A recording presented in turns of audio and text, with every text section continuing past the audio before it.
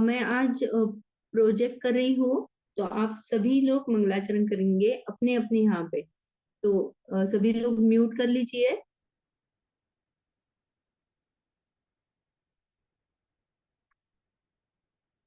नमो अरिहन्ताणं नमो सिद्धाणं नमो आयरिवाणं नमो अध्यायाणं नमो लोके सव्वसाहुणम् नत्वा जिनेन्द्रं गतसर्वदोषं सर्वज्ञदेवं हितदर्शकं च श्रीजैनसिद्धान्तप्रवेशिकेयं विरचते स्वल्पधियां हिताय।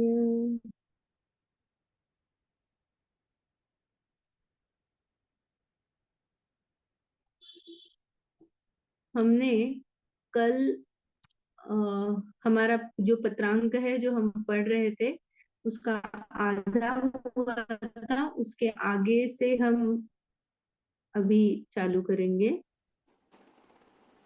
कौन पढ़ना चाहता है? आपका नाम बताइए और फिर एक एक पैराग्राफ पढ़ेंगे।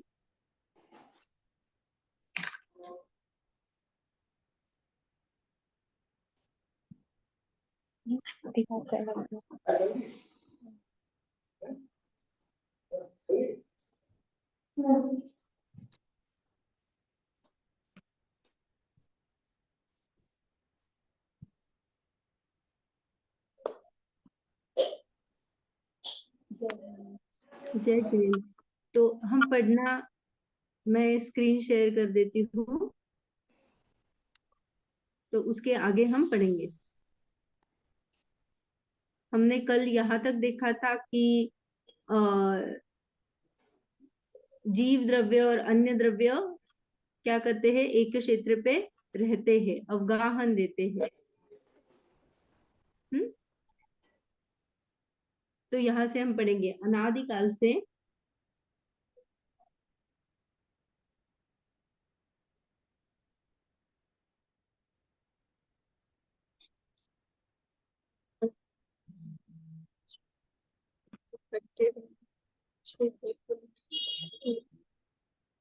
कोई पढ़ रहा है?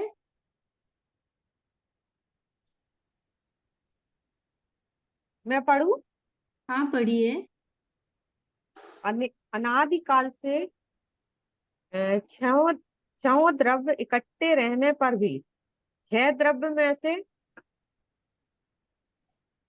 ये आपका वो आ रहा है तो थोड़ा सा सात द्रव्य नहीं हुए या छह द्रव्य मिलकर एक द्रव्य नहीं हुआ है। जीव द्रव्य अन्य पुद्गल स्वरूप या अन्य द्रव्य रूप या अन्य जीव रूप नहीं हुआ है और ना ही अन्य कोई द्रव्य जीव द्रव्य रूप हो गया है। इसलिए पृथ्वी जल अग्नि वायु इत्यादि के संयोग से जीव उत्पन्न होता है, यह मान्यता गलत साबित होता है। हाँ, सभी द्रव्य परस्पर एक मिनट। हमने ये तो सुना होगा अन्य मान्यता में कि पंच महाभूतों से जीव की उत्पत्ति हुई है। ये कभी सुना है किसी ने? अन्य अन्य हाँ मती सुना है। अन्य मत। हाँ, अन्यमति ऐसा मानते हैं कि पंच महाभूतों से जीव की उत्पत्ति हुई है, हम वैसे ही आए हैं, पृथ्वी जल अग्नि वायु इसके सहयोग से जीव उत्पन्न हुआ है। तो ये जब समझते हैं तो वो मान्यता का खंडन हो जाता है। आगे पढ़ेंगे।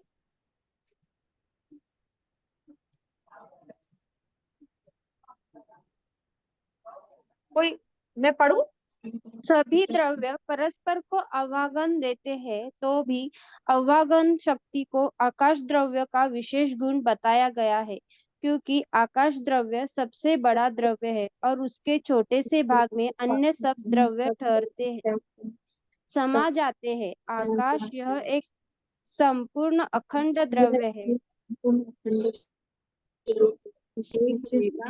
आप सभी लोग म्यूट कर दीजिए खुद को, और जो पढ़ रहा है वो सिर्फ अनम्यूट करना, क्योंकि मैं स्क्रीन शेयर जब करती हूँ तो मुझे बाकी के एक्सेस नहीं रहते हैं।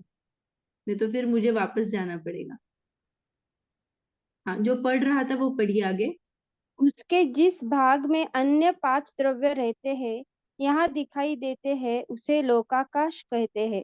और लोकाकाश के बाहर का जो आकाश द्रव्य का विस्तार है, उसे अलोकाकाश कहते हैं।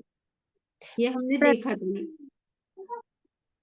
कोई पूछना आगे पढ़ो। चाहे? हाँ, किसी को इसमें कुछ डाउट है? आगे पढ़िए।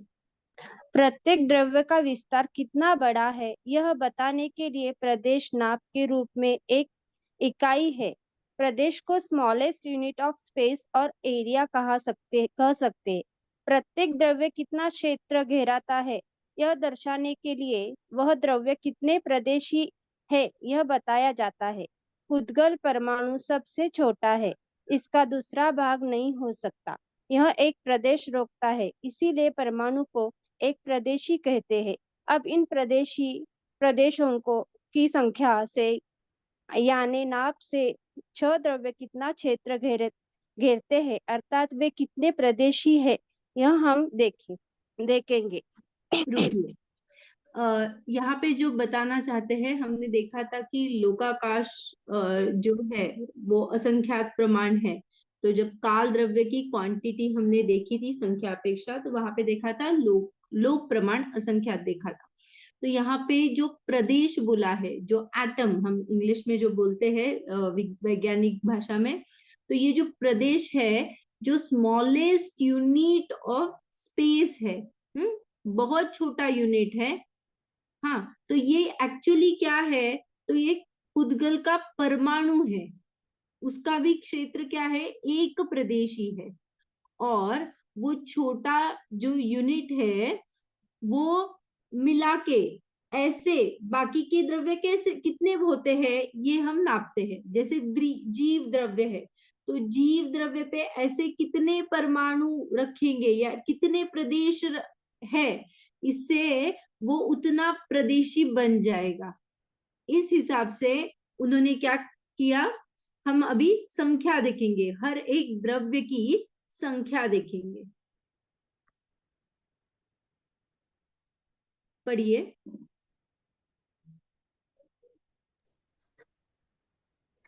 मैं पढ़ू?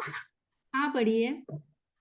आकाश द्रव्य सबसे बड़ा द्रव्य है, वह अनंत प्रदेशी है। लोकाकाश आकाश द्रव्य का ही भाग है, वह असंख्यात प्रदेशी है। प्रत्येक जीव द्रव्य असंख्यात प्रदेशी है। जीव द्रव्य की यह विशेषता है कि जीव द्रव्य के प्रदेशों में संकोच विस्तार हो सकता है। जीव के प्रदेशों का अधिक विस्तार संपूर्ण लोकाकाश जितना होता है और अधिक से अधिक संकोच सूक्ष्म निगोच शरीर जितना होता है।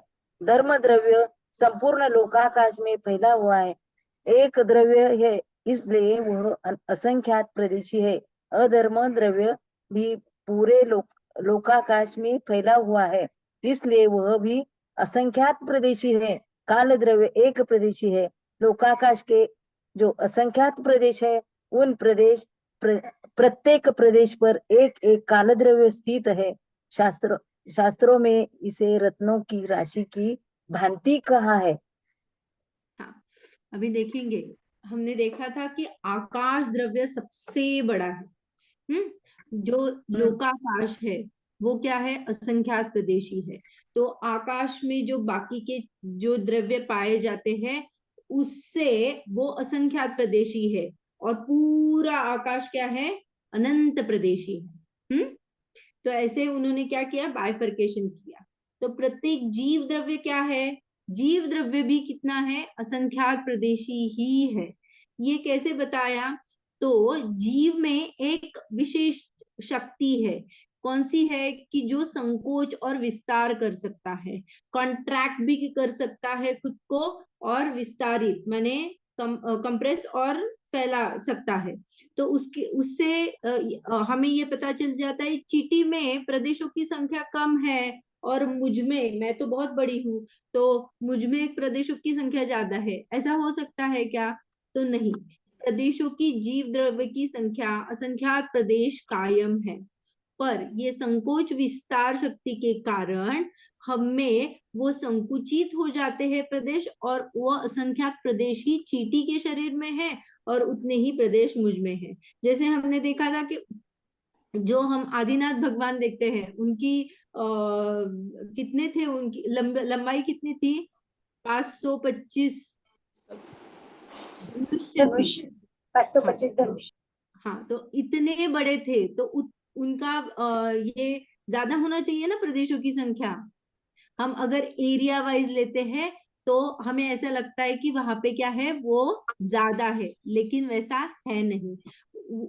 वो प्रदेश ही संकोच और विस्तार सहित है, इसीलिए वो प्रदेशों की संख्या कायम रहती है। तो उन्होंने दो ये बताए जीव के जो है मैक्सिमम और मिनिमम। मैक्सिमम क्या बताया?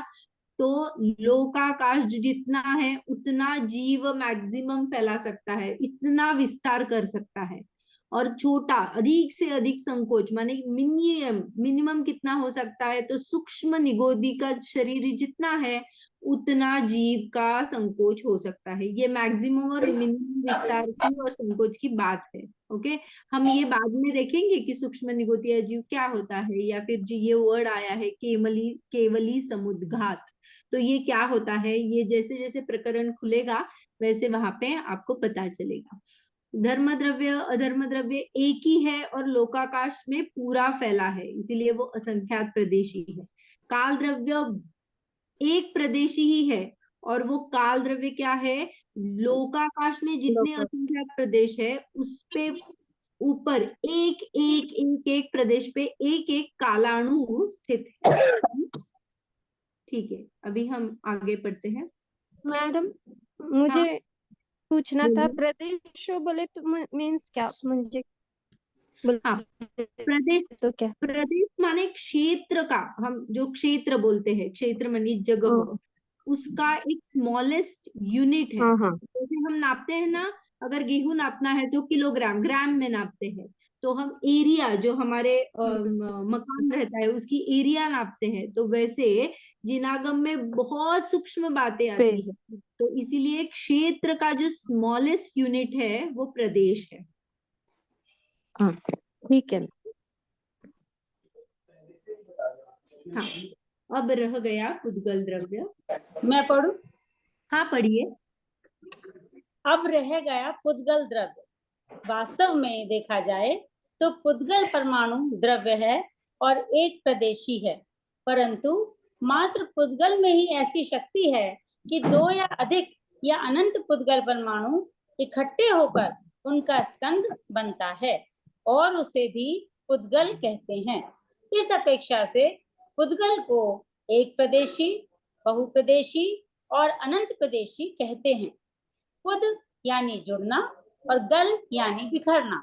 उसके नाम से ही उसकी विशेषता समझ में आती है। और भी एक मजे की बात है, जितनी जगह में एक पुद्गल परमाणु रहता है उसी एक प्रदेश में अनंत पुद्गल परमाणु रह सकते हैं, समा जाते हैं, एक दूसरे को अवगाहन देते हैं। इसलिए तो लोकाकाश के असंख्यात प्रदेशों में अनंतानंत पुद्गल द्रव्य रहते हैं। ठीक है, यहाँ पे उन्होंने, अभी तक हमने जीव की बात ज्यादा देखी थी, अभी पुद्गल के बारे में बता रहे हैं। पुद्गल का जो हमने प्रदेश, क्षेत्र का जो स्मॉलेस्ट यूनिट देखा प्रदेश, तो वो ऐसा कोई द्रव्य है क्या जो उतना ही है? तो पुद्गल है जो परमाणु, पुद्गल का जो परमाणु है वह एक प्रदेशी है। लेकिन पुद्गल में ऐसी एक शक्ति है जिससे वो क्या हो सकता है, उसमें पुद माने जुड़ना और गल पूर्ण और गलन से रहित सहित माने पुद्गल में ऐसे है कि कुछ कुछ परमाणु इकट्ठा होके स्कंद रूप हो सकते हैं, तो वो बड़ा बहुप्रदेशी अनंत प्रदेशी हो सकता है। और वैसे ही अनंत प्रदेशों से कुछ कुछ बिछुड़ के चले जा सकते हैं, तो फिर वो एक प्रदेशी भी हो सकता है। ऐसी शक्ति पुद्गल में है, पूर्ण गलन।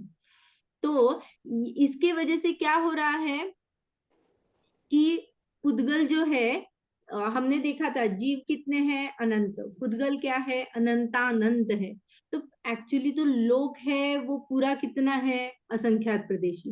तो ये अनंत प्रदेशी रह कैसे सकते हैं, मैंने पॉसिबल कैसे रहेगा ना। मैं अगर बोलूं कि मेरे पास जगह ही इतनी है और उसमें डालना अधिक है, तो ये कैसे पॉसिबल रहता है।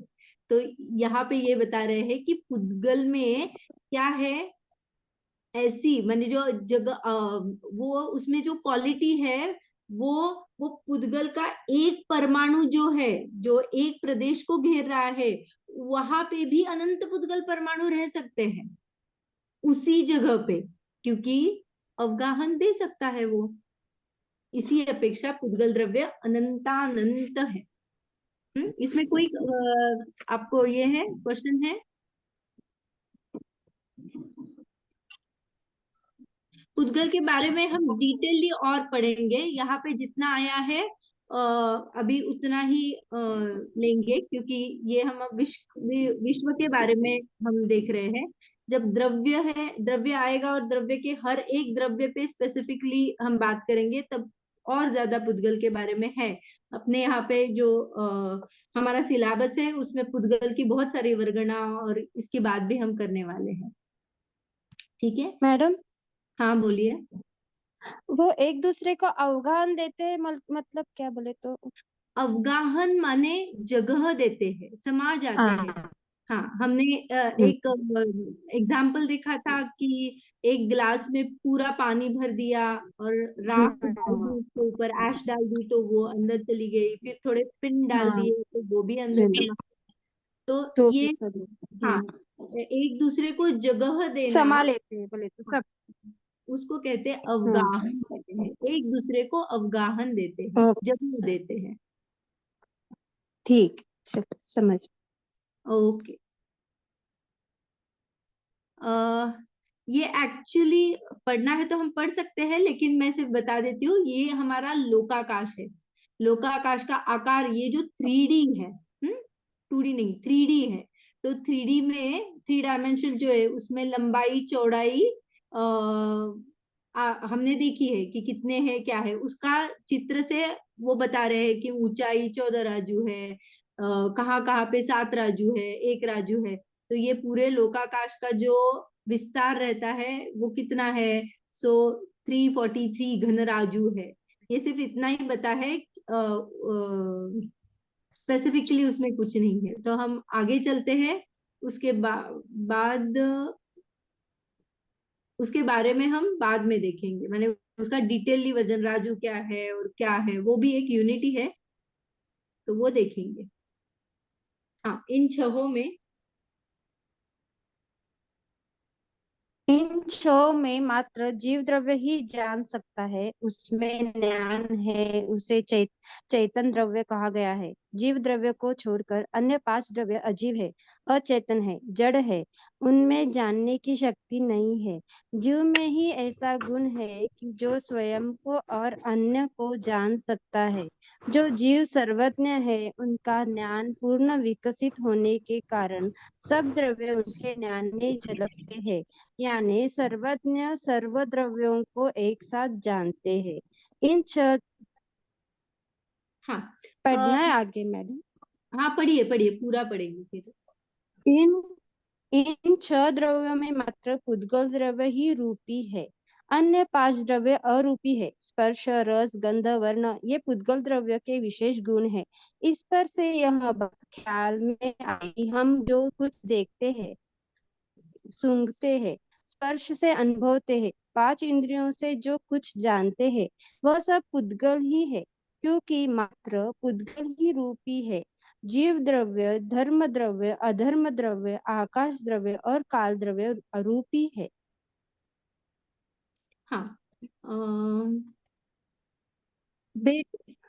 हाँ नहीं, इसके बारे में हम देखते हैं कि यहाँ पे जो 6 द्रव्य को बताया है, उसमें जीव और अजीव से क्या किया है, उसका बाइफरकेशन किया है। तो जीव द्रव्य सिर्फ क्या है, जीव है, और बाकी के 5 द्रव्य अजीव है। वैसे ही यहाँ पे आगे क्या किया, रूपी और अरूपी। माने अगर हम अभी देखेंगे, मैं आपके लिए एक एक्सरसाइज भी बताऊंगी कि 6 द्रव्य है, उसका एक चार्ट बनाना है।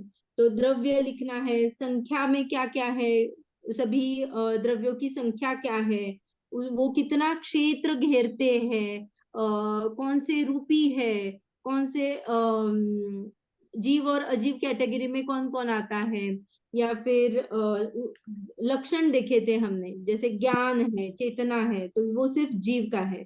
तो ये जो लक्षण है, ऐसा हमें एक बड़ा सा चार्ट बनाना है।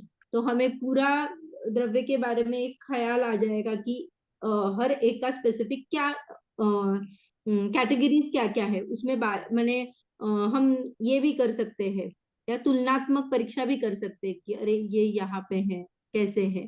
तो ये हम आप करना, अगर नहीं हुआ तो फिर अगली क्लास में हम उसको अच्छे से देखेंगे। मैंने आप ट्राई करना कि हमने जो जो देखा है उससे द्रव्य, उसकी संख्या, उसका क्षेत्र, उसका लक्षण, उसमें जीव अजीव में कैटेगरी, और रूपी और अरूपी में कैटेगरी, माने कौन कौन से रूपी है, कौन कौन से जीव और अजीव में आ जाते हैं। तो ये एक बार आप करेंगे। ओके, हाँ ठीक है। तो यहाँ पे ये फिर बोलते हैं क्या क्या क्या चार्ट में क्या क्या बनाना है, करना है, फिर से संख्या। बताओ, फिर से बताओ क्या।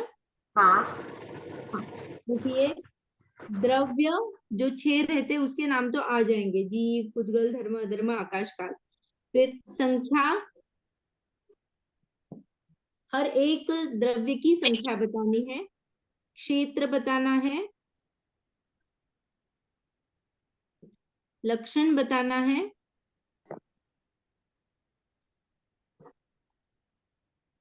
रूपी अरूपी। रूपी अरूपी, और जीव और अजीव।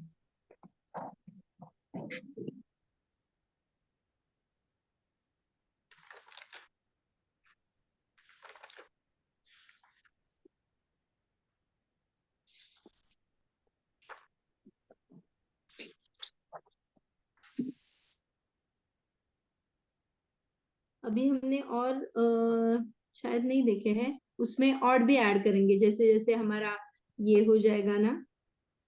तो या फिर आप, अभी हमने एक देखा था, वो भी एक कॉलम ऐड कर दीजिए कि एक प्रदेशी और बहुप्रदेशी, ये भी अपेक्षा लिखिए। जैसे रूपी अरूपी लिखा ना, वैसे एक प्रदेशी और बहुप्रदेशी, कौन से द्रव्य एक प्रदेशी है, कौन से द्रव्य बहुप्रदेशी है।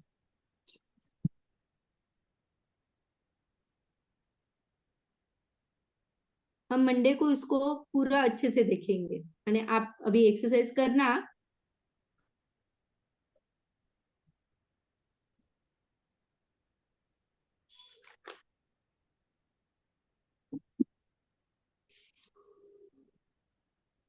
अभी आगे बढ़ते हैं।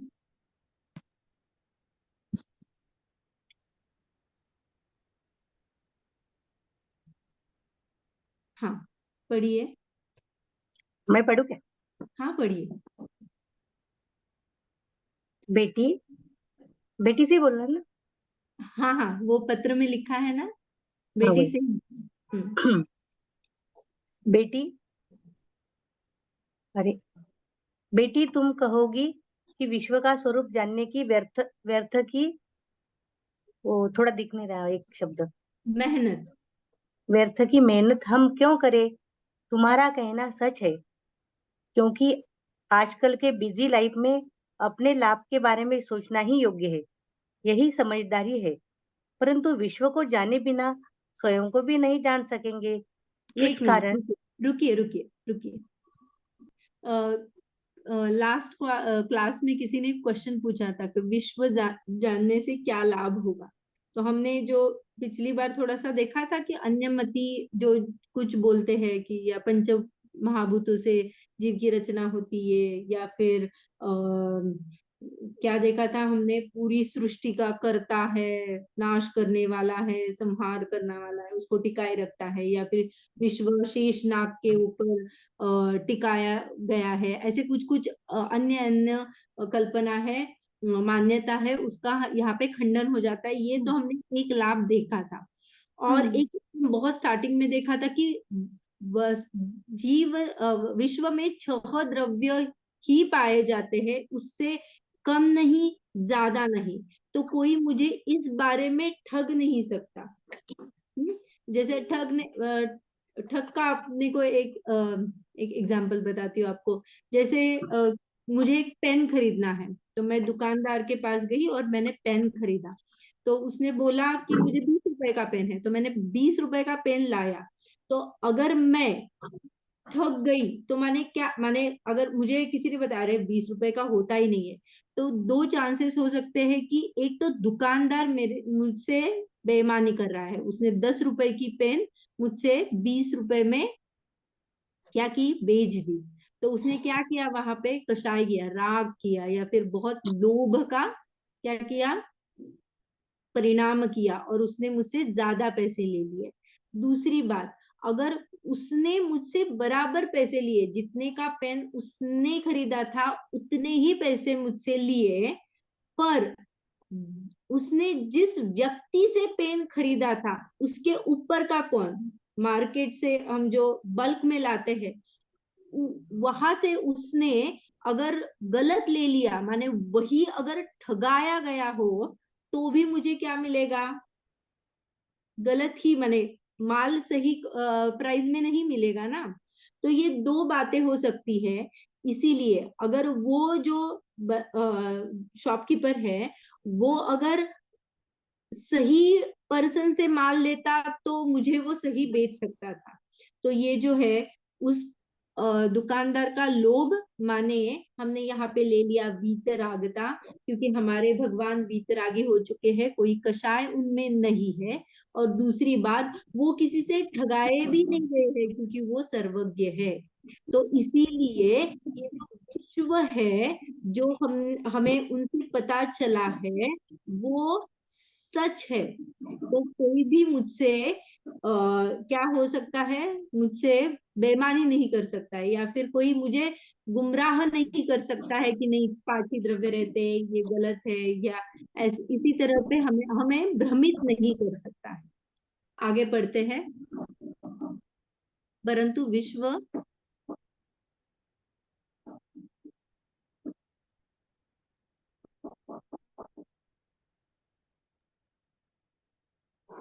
को जाने बिना स्वयं को भी नहीं जान देना जरूरी है। जैसे कि अपने दादा की बड़ी एस्टेट हो और वह सो में आपकी आवाज बहुत कट होके आ रही है, मुझे ही आ रही है या सबको आ रही है? साफ नहीं आ रहा है। थोड़ा सा नेटवर्क इशू है शायद। हाँ नहीं, फिर कोई और पढ़िए, मैं हाँ पढ़ूंगी। कोई एक पढ़िए। हाँ पढ़ो। हाँ। बेटी, तुम कहोगी कि विश्व का स्वरूप जानने की व्यर्थ की मेहनत हम क्यों करें। तुम्हारा कहना सच है, क्योंकि आजकल के बिजी लाइफ में अपने लाभ के बारे में सोचना ही योग्य है, यही समझदारी है। परंतु विश्व को जाने बिना स्वयं को भी नहीं जान सकेंगे। इस कारण विश्व का जानना जरूरी है। जैसे कि अपने बाप दादा की बड़ी स्टेट हो और वह 100 रिश्तेदारों में बट गई हो, तो हमारी दृष्टि अपने हिस्से पर और अपने हिस्से में कितनी संपत्ति मिली उस पर जाएगी ना। उसी तरह इस विश्व का स्वरूप जानकर इसमें मेरा स्थान कहाँ है, मेरा विस्तार कितना बड़ा है, मेरा अधिकार क्या है, इसे हमें निश्चित करना होगा। पढ़िए। मैं कौन हूँ? विश्व में तो अनंत जीव द्रव्य हैं, उसमें से मैं एक जीव द्रव्य हूँ। मेरा वास्तव कहाँ है? पूरे लोकाकाश में नहीं, तो फिर कहाँ है? वर्तमान में प्राप्त जो ये शरीर है वही मेरा जीव द्रव्य का वास्तव्य है, अस्तित्व है। अभी अभी हमने समझा था कि इस जीव द्रव्य के प्रदेश जिस क्षेत्र में व्याप्त हैं वहीं पर अनंत पुद्गल द्रव्य, कर्म, शरीर आदि भी हैं। वहीं पर आकाश द्रव्य, धर्म द्रव्य, अधर्म द्रव्य, काल द्रव्य भी हैं।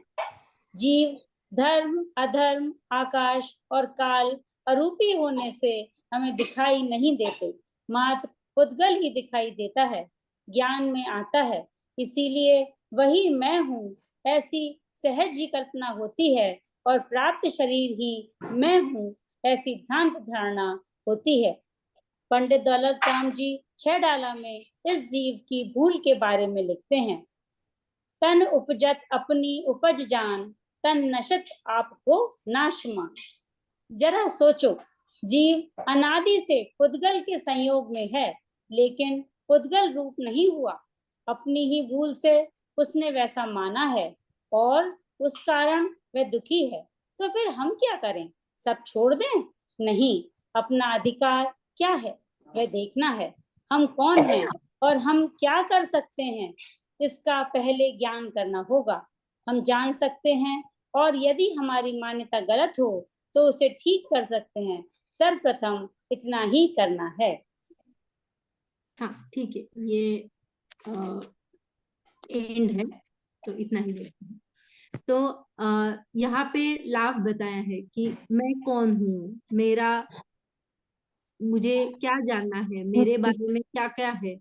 तो इससे विश्व जानना बहुत जरूरी है कि विश्व में क्या क्या है और मैं कहाँ हूँ। तो ये बहुत बड़ा लाभ है।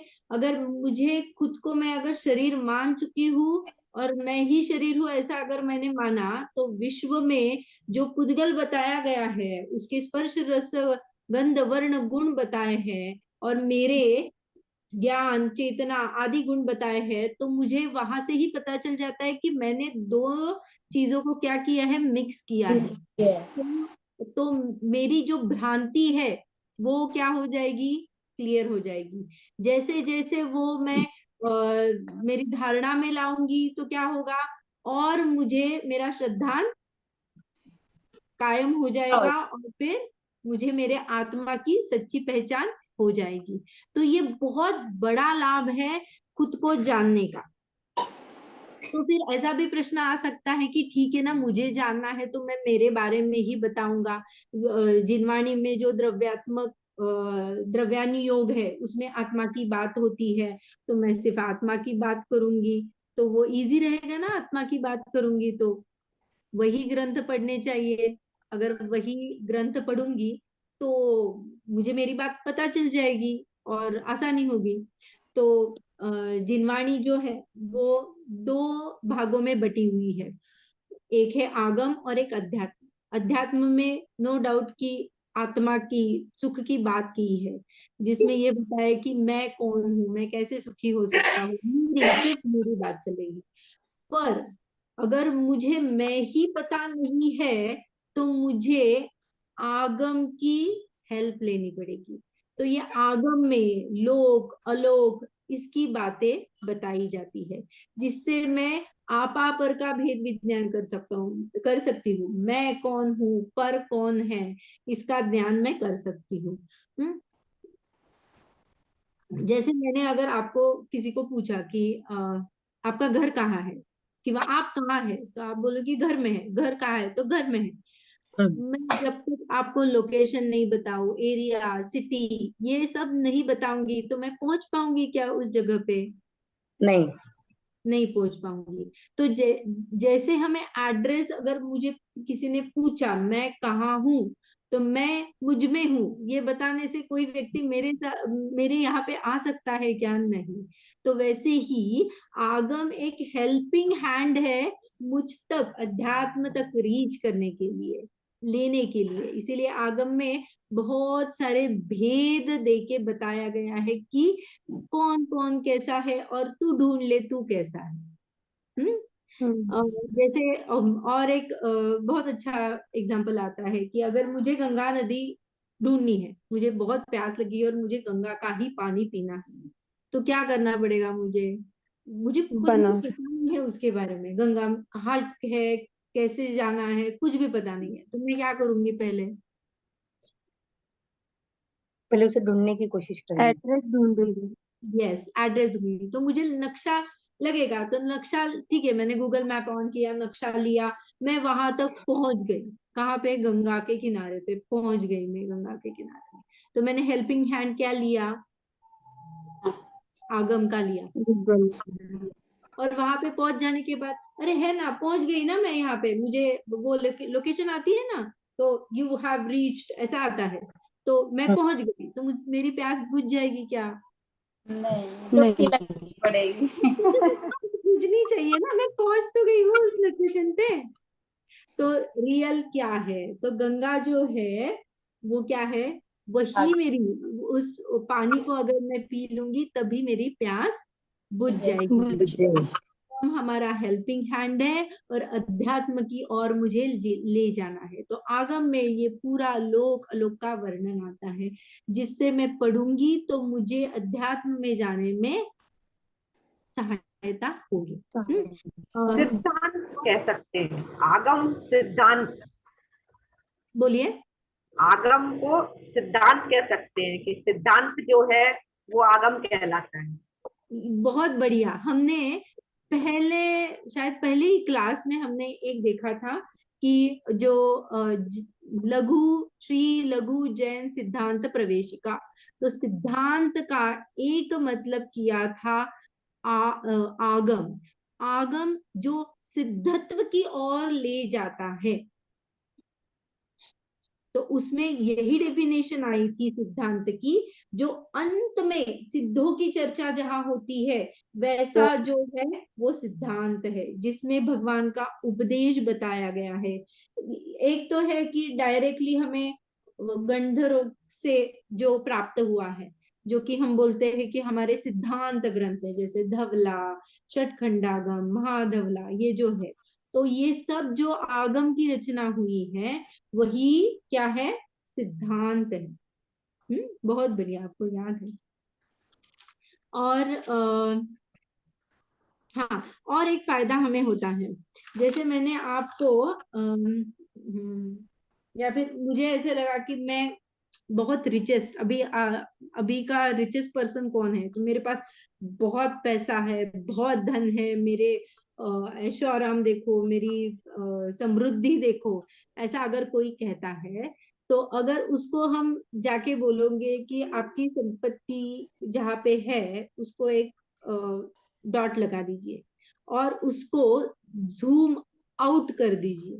जूम आउट करना माने, देखिए आप वहां पे स्थित है उसमें, तो वो आगे की नगरी, तो महाराष्ट्र राज्य आ गया, फिर भारत देश आ गया, फिर पूरा क्या आ गया, ऐसे zoom out out out out करके देखोगे तो लास्ट में जो 6 द्रव्य जो लोकाकाश में, तो आपको क्या लगता है वो डॉट दिखेगा? नहीं।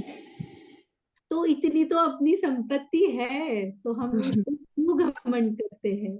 क्यों हमें बहुत प्राउड फील होता है कि मेरे पास बहुत धन है, या मेरे पास बहुत क्या एप्पल का फोन है, या ये। तो सोचने की बात है, ये विश्व कितना बड़ा है, और मैं कहाँ हूँ, और मैं किस में संतुष्ट होके या किस में मान कर देता हूँ अपनी छोटी छोटी इसमें, कि क्या क्या है मुझ में और क्या नहीं है। ये बहुत सोचने की बात है। तो ये विश्व जानने से हमारी अकड़, गर्व सब छूट जाता है, और बहुत सारे फायदे हैं उसमें। तो हमें पढ़ना है, तो मैं और एक शेयर करती हूँ, तो वही डायरेक्ट क्वेश्चन है, वो हम पढ़ेंगे।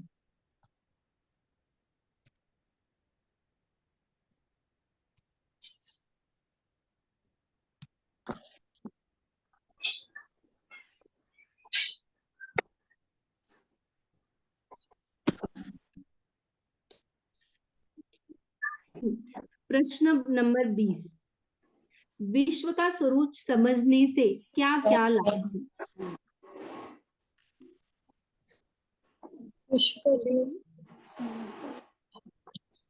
पढ़ो क्या? हाँ, पढ़िए। उत्तर, विश्व का स्वरूप समझने से अनेकों का लाभ है। उनमें से कुछ बढ़िया जरा करता है। प्राणियों का एक मनोविज्ञान है, कि किसी वस्तु का स्वभाव ज्ञात हो जाने पर तदनुसार ही उसके साथ प्रवर्तन करता है। इसके अनुसार ही हम भी विश्व का स्वरूप समझकर इसमें रहने वाले द्रव्यों के साथ टकराहट न करते हुए, उनकी सत्ता को चैलेंज न देते हुए, सहिष्णुता सह अस्तित्व आदि भावनाओं के बल पर सुख शांति से रह लेते हैं। विश्व ठीक है पढ़ू क्या? नहीं, एक एक पॉइंट समझेंगे हम। यहाँ पे क्या बताते हैं? परस्पर विरुद्ध स्वभावी 6 जाति वाले द्रव्यों के समूह का नाम विश्व है। हाँ, मतलब क्योंकि हर एक का स्वभाव अलग है। परस्पर विरुद्ध क्यों बोला? क्योंकि हर एक का स्वभाव अलग अलग। हाँ, इसीलिए फिर भी हम एक साथ रह रहे हैं। जैसे प्राणियों का एक मनोविज्ञान है कि किसी वस्तु का स्वभाव ज्ञात हो जाने पर तदनुसार ही उसके साथ प्रवर्तन करता है। हमें उसके बारे में पता चल जाता है तो हम क्या करते हैं? उस ढंग से उससे बात करते हैं। मुझे पता है मेरा बच्चे को ये पसंद नहीं है तो मैं जानबूझ के वही चीजें उसके साथ करूंगी क्या? नहीं, मैं अवॉइड करती हूँ वो चीजें। इसके अनुसार ही हम भी विश्व का स्वरूप समझकर इसमें रहने वाले द्रव्यों के साथ टकराहट न करते हुए, तो मुझे पता है कि पुद्गल क्या है, जीव क्या है। अभी धर्म अधर्म आकाश काल उसको गौण करेंगे, क्योंकि जीव और पुद्गल का ही संयोग होता है तो उसमें ही हमारी ज्यादा टकराहट होती है। मैं शरीर को स्वस्थ रखने के लिए, उसको सजाने के लिए बहुत सारी चीजें करती हूँ, लेकिन अगर मुझे पता है कि उसके गुण अलग है, मैं उसका कुछ नहीं कर सकता हूँ, तो मैं क्या करूंगी? खुद के बारे में सोचूंगी, खुद के ऊपर ध्यान दूंगी। लेकिन हम क्या हो रहे हैं? ये टकराहट कर रहे हैं। तो अगर हम द्रव्यों को जानेंगे तो वो टकराहट न करते हुए, उनकी सत्ता को चैलेंज न देते हुए, सहिष्णुता से, सह अस्तित्व आदि भावनाओं के बल से सुख शांति से रह लेते हैं। माने हमें, अगर मेरी सत्ता मुझे पता है तो मैं शरीर को चलाने की या शरीर को स्वस्थ रखने की या फिर शरीर को बहुत ज्यादा सुंदर रखने की कितनी भी कोशिश करूंगी तो वो रह सकता है क्या? कोई नहीं। हाँ, कोई भी रहता है मुझे ऐसा आज मैं बीमार होंगी, ऐसा किसी को लगता है क्या? या फिर शरीर में मुझे रोग आ जाए तो अच्छा होगा, ऐसा कोई किसी को लगता है क्या? नहीं, सबको फिट रहना है, आनंदी रहना है। लेकिन हम जो ये टिकाए रखने की या फिर शरीर के ऊपर जो ज्यादा मेहनत करते हैं, उससे क्या हो जाता है? हम खुद को ही भूल जाते हैं कि मैं कौन हूँ और मैं ये कैसे कर सकता हूँ कि नहीं। इसीलिए हम हर बार ये इष्ट अनिष्ट की कल्पना से आकुलित होते हैं और हमारा सुख जो है, एक्चुअली जानना जो हमारा कार्य है, उसको भूल के कर्ता बुद्धि लेके क्या करते हैं? हम दुखी होते रहते हैं। इसमें कोई सवाल है? ठीक है, आगे बढ़ते हैं, दूसरा पॉइंट पढ़ेंगे। विश्व अनादि अनंत स्वतः सिद्ध है, उसका कोई कर्ता धर्ता हर्ता नहीं है। यह समझ में आ जाने पर उसकी रक्षा हेतु की जाने वाली देवी देवताओं की भक्ति पूजा आदि रूप ग्रहित मिथ्यात्व नष्ट हो जाता है।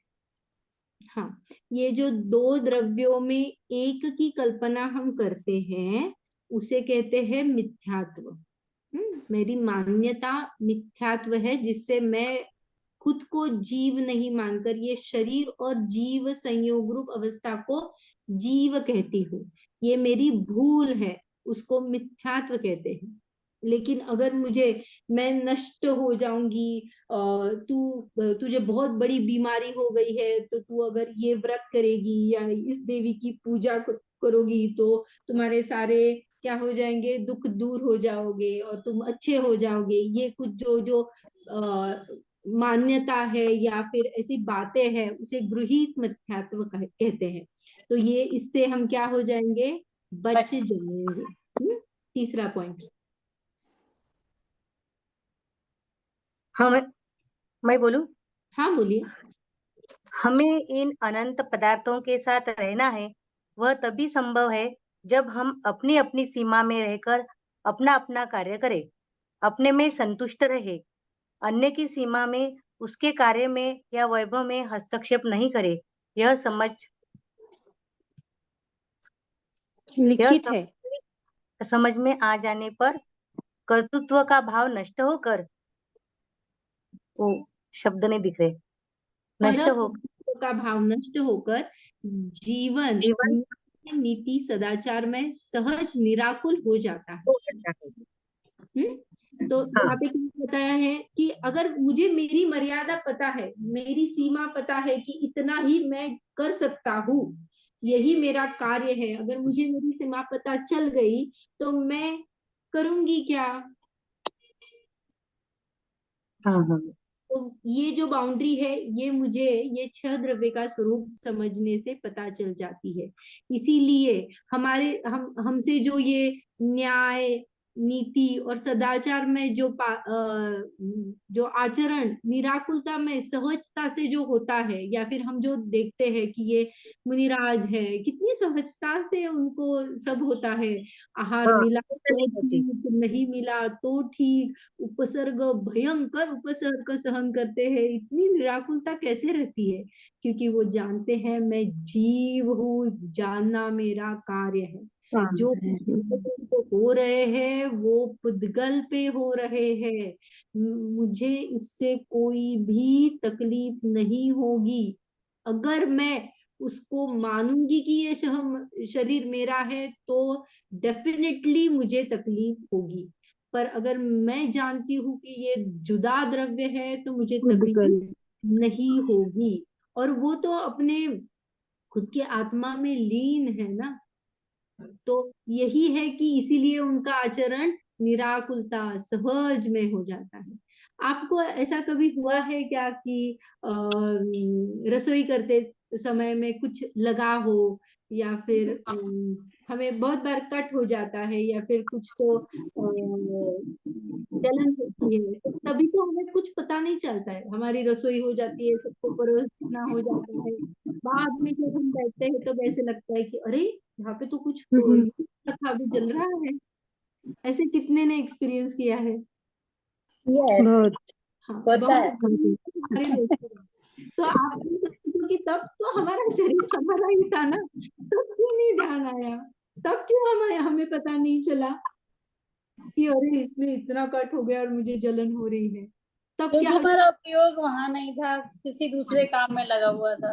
तो यही है ना, तो ये जो हमारा उपयोग लगता है कहीं न कहीं, तो इसी को डाइवर्ट करना है हमें। हमें सिर्फ जानना है कि ये पुद्गल का कार्य है, ये मेरा कार्य है, बस हमारा आचरण ऐसा ही सहज हो जाएगा।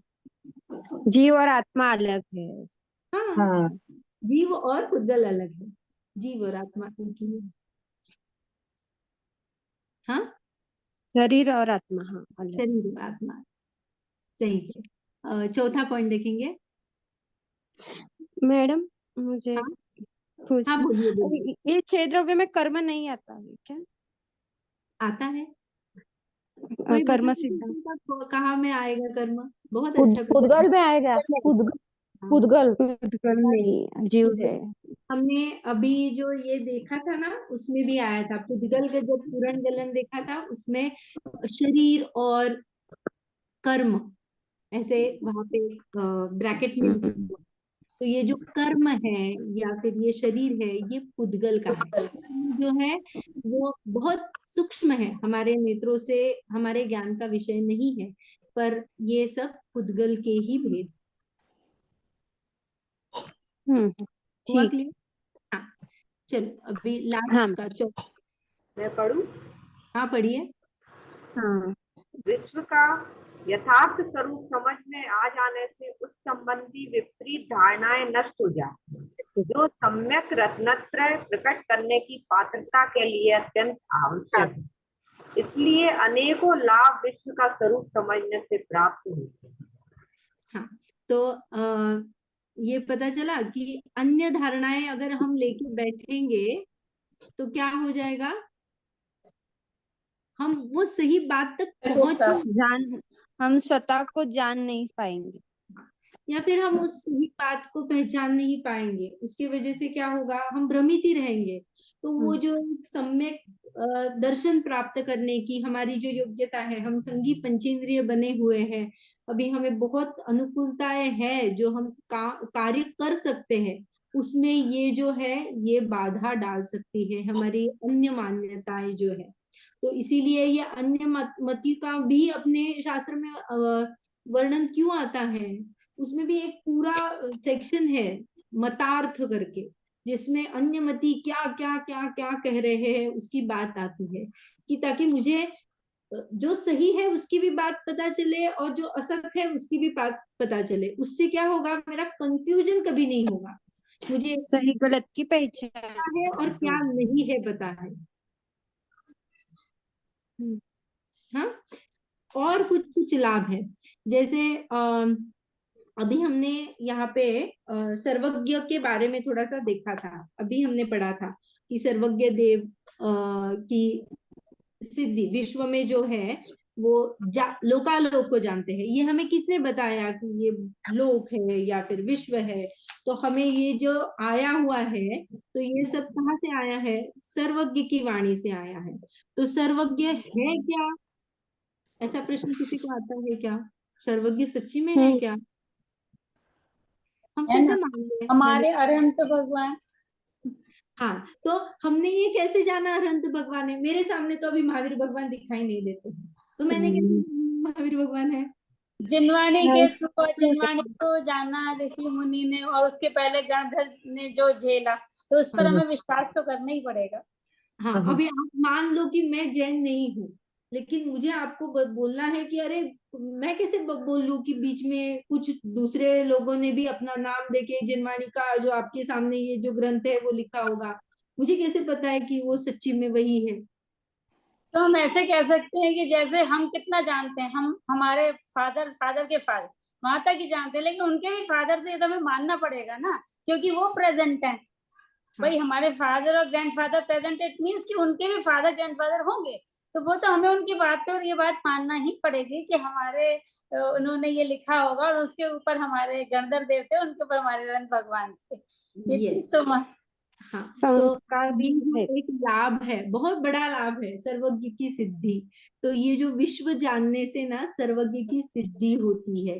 तो सर्वज्ञ में जो लोक का जो ज्ञान उनके प्रति समय उनके ज्ञान में जो झलकता है, उससे हमें हमारा एक क्लियर डाउट नहीं रहता है, क्लियर हो जाता है कि ये कैसे है।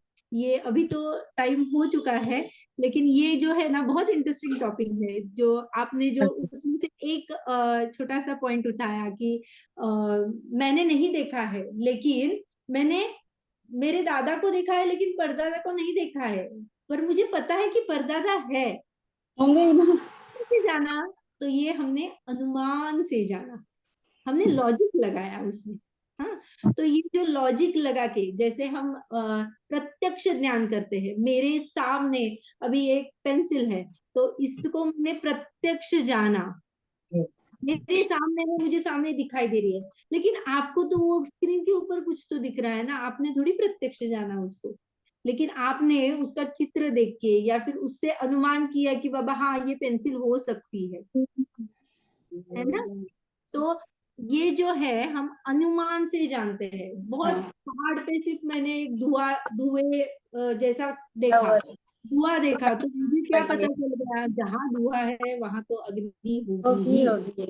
अग्नि को नहीं देखा है, पर वहां पे मैंने क्या देखा है, धुआं। से मैंने अनुमान से क्या किया है, जान लिया है। तो ये जो बात है वो हम अगली क्लास में करेंगे कि हम सर्वज्ञ की सिद्धि या जो है क्रमबद्ध जो पर्याय रहती है, जो क्रम नियमित रहती है, इससे भी विश्व जानने से हमें बहुत बड़ा लाभ होता है।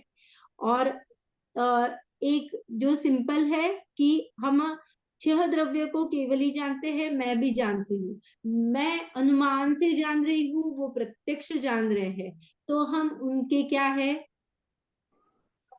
जितना केवल ने जाना तो उतना ही है, तो हम उनके जीवन है, छोटे से उनके ही इसमें आने वाले हैं। हाँ, तो ये बहुत बड़ा फायदा है। तो हम नेक्स्ट क्लास में सर्वज्ञ की सिद्धि और ज्ञेय ज्ञाय का ज्ञान, सच्चा ज्ञान कैसे होता है, ये 2 पॉइंट्स ये देखेंगे। तो अभी हमने इस क्लास में विश्व के लाभ देखे, विश्व को जानने से क्या लाभ होते हैं वो हमने देखा। अभी जिनवाणी स्तुति करते हैं, उसके बाद में किसी को कुछ प्रश्न है तो बोलो। सभी लोग म्यूट कर लीजिए। विधि निज में बताई